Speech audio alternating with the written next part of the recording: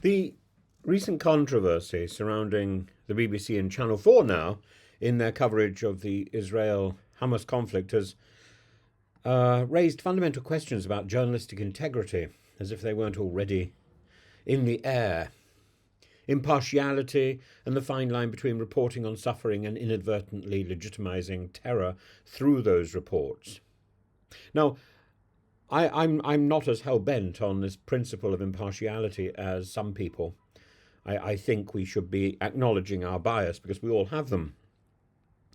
And while it is essential to document Israeli actions in Gaza, acknowledging civilian casualties and hardships, and I think we need to do more of this, it's equally important to maintain a clear distinction between sympathy for the Palestinian people and any form of endorsement or amplification of Hamas, a designated terrorist organization responsible for the October the 7th attacks against Israel and other attacks.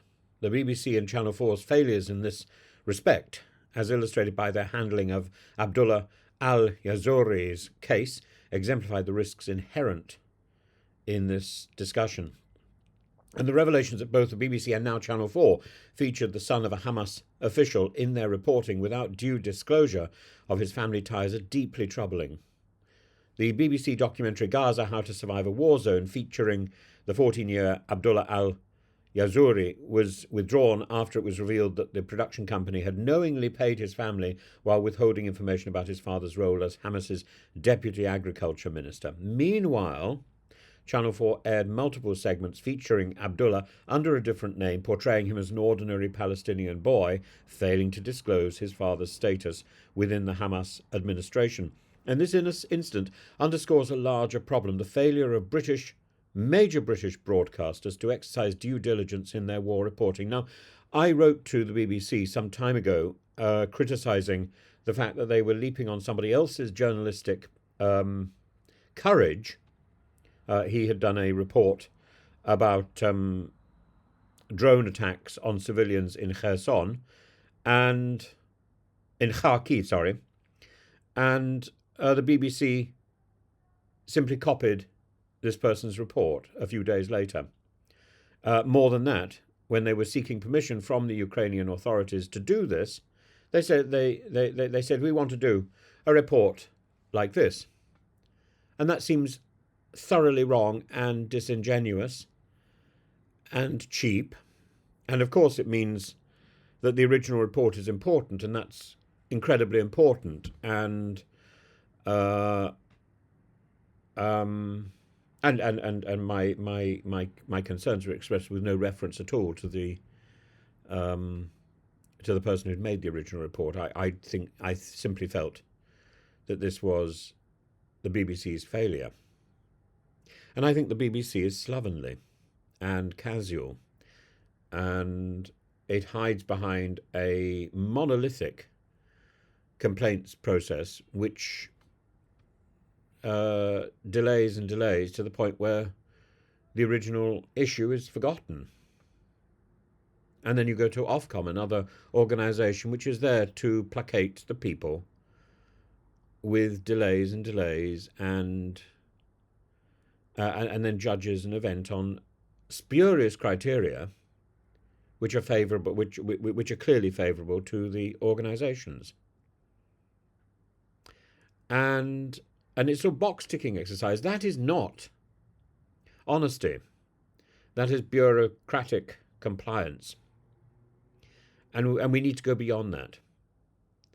The BBC and Channel 4 risk not only misinforming their audiences, but also undermining their own claims to neutrality or impartiality, these buzzwords, which actually, as I say, don't mean a great deal. Journalistic integrity demands rigorous fact-checking, transparency, and editorial independence, and anything less is tantamount to complicity. So the BBC and Channel 4 have great resources. Why aren't they using them? They have great reporters. Why aren't they using them? Journalistic impartiality doesn't mean giving equal weight to all voices indiscriminately. And this is, again, something which I think the BBC has fallen foul of. It means reporting the facts while ensuring that coverage doesn't serve as a programme for propaganda. And of course, propaganda is another one of these buzzwords of the 20th and 21st century. Propaganda was originally a Catholic word, which meant simply putting out propagating the information, distributing the information. That is basically being a journalist. The BBC, which has long prided itself on strict editorial neutrality, must recognise the difference between covering the plight of civilians in Gaza and inadvertently providing a mouthpiece to individuals linked to a prescribed terrorist group. It's a lesson drawn from past conflicts, particularly in Northern Ireland, where Sinn Féin figures were often platformed, but only after distancing themselves from the provisional IRA's violent actions. And the same principle must apply here. Unless Hamas renounces terrorism, it remains outside the realm of civil discourse and must not be normalised. But that doesn't mean we shouldn't be examining and looking at the lives of Palestinians struggling under the appalling Israeli onslaught. I was looking the other day at pictures of Gaza. There's nothing standing. There's nothing standing. And it's going to take months to remove the rubble before rebuilding can even begin. Whether that's the Arab-Egyptian plan, or whether it's the Trump idea of a beachside Riviera. There's a parallel in how other historic figures have navigated their pasts. Menachem Begin, before becoming the Israeli Prime Minister, led the Irgun, a militant group responsible for appalling acts of violence, including the 1946 bombing of the King David Hotel. However, it was only after he transitioned into legitimate political life that he was recognised as a statesman, and even then he was shunned by people like Thatcher, as much as she could. She didn't like... I think she met him on one occasion. There were photographs taken, and she tried to suppress those photographs. But once he had embraced the ballot box, that should be it. That should be it. People can change, and we must salute and recognise and support that change. But we can't anticipate it to this extent. Likewise, Nelson Mandela, once affiliated with the armed wing of the ANC, became a global icon of peace after renouncing violence and engaging in the ballot box and political negotiation. These precedents illustrate the moral rehabilitation that is possible, but only when there's a demonstrable break from terrorism, and the same standard must be applied to Hamas. The BBC's involvement in licensing payments to a Hamas official's family raises serious legal and ethical questions. Under the UK's Terrorism Act 2000, knowingly providing financial support to a terrorist organisation is a criminal offence. So the fact that UK lawyers for Israel have reported the BBC to counter-terrorism police highlights the potential gravity of this misstep. And even if the BBC's payment was not directly intended as support for Hamas, it illustrates a severe lapse in oversight and due diligence. To what extent is the BBC paying a terrorist organisation? Similarly, Channel 4's decision to continue broadcasting reports featuring Abdullah al-Yazouri long after his Hamas links became known suggests editorial negligence or indifference. And while the broadcaster has since clarified that it did not knowingly script his statements, the fact that it withheld his true identity from viewers for months is a cause for concern. Delay is not honesty. The BBC need to learn this. Channel 4 need to learn this. Awards bodies such as the Royal Television Society and BAFTA should reconsider whether Channel 4's coverage merits continued recognition, given the apparent breaches of journalistic ethics, and the same goes for the BBC. If these organs of television journalism cannot do their job properly, they should not be recognised. The media has a crucial role in shaping public perception of conflicts. When covering wars, the priority must be to ensure accurate, fact-based reporting while avoiding undue influence from any one side. In the case of Israel and Gaza, this means distinguishing between civilians and combatants, between genuine humanitarian concerns and strategic misinformation. Failing to do so allows terrorist organisations to manipulate narratives to their advantage. Now, I think it's perfectly okay to admit a bias and to screen biased and informed opinions and to back these up with testimony. We need to hear from these silent voices. We need to hear from Hamas, actually, in the same way as we need to hear from the Israeli government, particularly those who may not always be happy with what Netanyahu is doing. We need to hear from these people. The idea that every time we hear from the Israeli government, we're hearing from Netanyahu's spokesperson is absurd. We need to hear from a range of voices. But we need to know. And we shouldn't be paying money to terrorist organizations to enable this knowledge. We need to know why, not so that we can make up our minds. That's rather arrogant, isn't it? We need to know so that we are able to grow with the development of ideas, so that we can engage with those ideas. Forming my opinion is an arrogant assumption, isn't it? I have to form an opinion. I don't have to form an opinion, except for myself, except to construct a narrative that makes sense for me. And in my case, I then want to pass that on to you. You want to form a narrative that makes sense for you. But you don't have to be informed. You want to be informed because you want to know. And that means you want to be able to make a judgment on your own.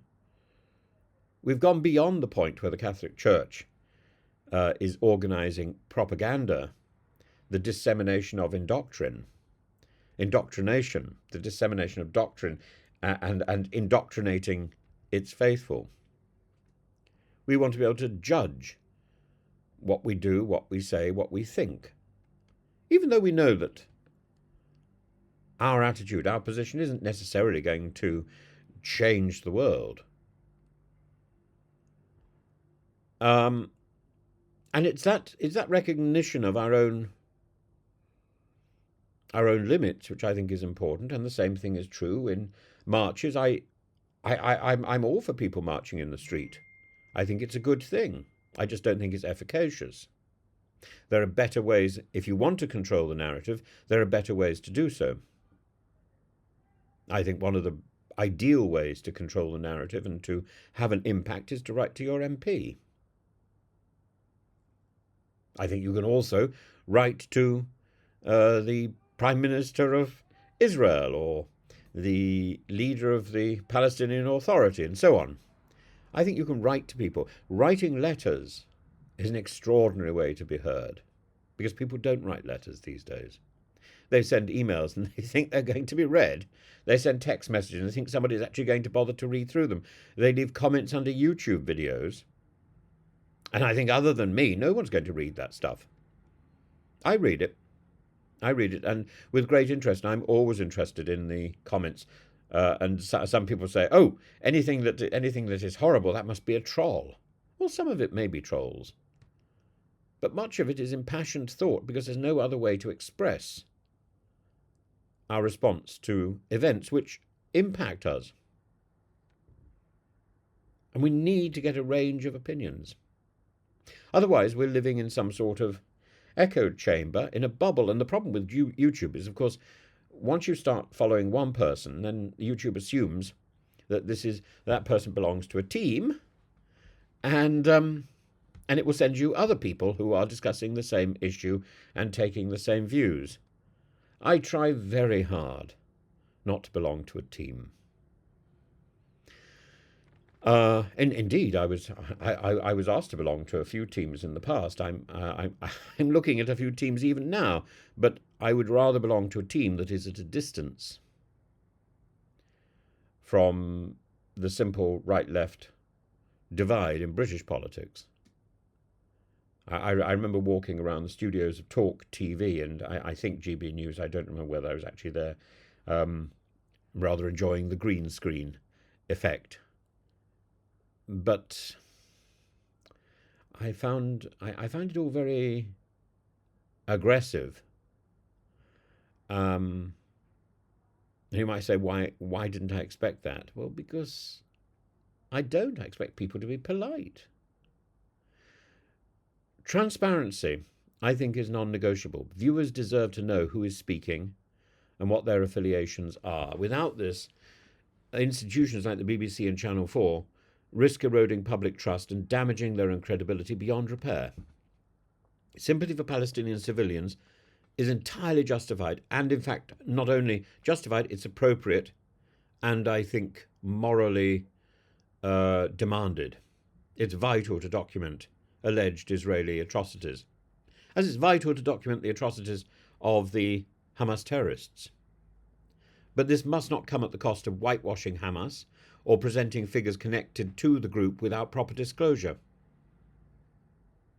There's an important distinction between humanitarian concern and journalistic complicity, and the lesson from Northern Ireland is clear. While armed groups transition into legitimate political actors, that is a process that we should support. And when that happens, they can be treated as legitimate political actors, and until then their propaganda should not be given airtime. The BBC and Channel 4's handling of the Gaza coverage has called into question their impartiality, their judgment, their journalism. And moving forward, they must recommit to rigorous journalistic standards and avoid even the perception of legitimising organisations that continue to engage in terrorism. Only then can they uphold their duty to the public and maintain the integrity of their reporting in an era where misinformation is as much a weapon of war as any missile or bullet.